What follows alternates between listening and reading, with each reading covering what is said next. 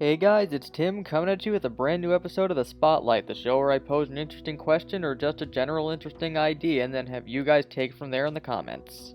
We talked in the past about when a franchise should reboot and the period of grace time between when something ends and when something should start again. But there are certain times when you reboot something where it ends up being just as good, if not better, than the original thing that it was trying to market off of.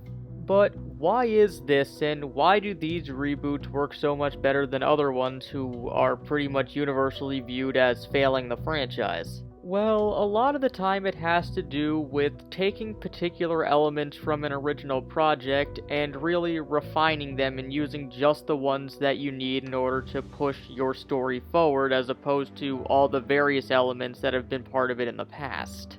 Examples of this are Transformers Animated and Transformers Prime, where instead of having a fairly large roster of rotating members, especially in later seasons in the original G1 series, they refined it down to having one set team of core members, and then occasionally having guest stars of popular characters from the franchise.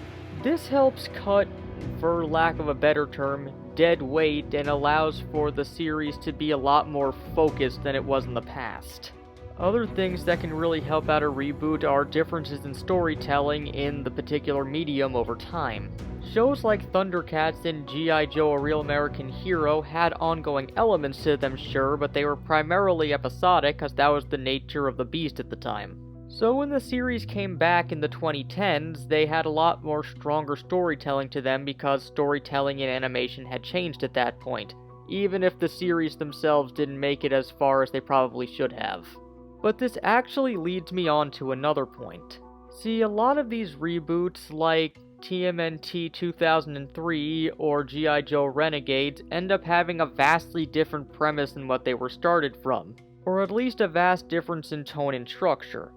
And while a lot of these shows can be viewed as being true to the original to an extent, a lot of the time, if these characters didn't have the same name as the characters from the original series, you could very well see these as being entirely different entities unto themselves. And to an extent, a reboot should do its own thing, but a lot of the argument against some of the worst reboots are that they're not true to the original, and you can view a lot of these reboots that are viewed as being good as having a lot of those similar elements of not really doing what the original series did.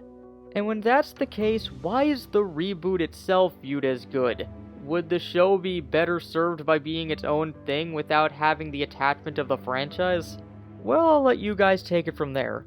What makes something a good reboot are a lot of these shows that are viewed as reboots and also being good because they're good shows or because they're a good representation of what the franchise is supposed to be. And if not, should they be better served by being their own original thing? Well, let us know all your thoughts on this and more down in the comments. If you've liked what you've seen here, feel free to subscribe. We have a Patreon account that you can donate to if you feel so inclined. And until next time, this has been Tim from The Spotlight, signing out.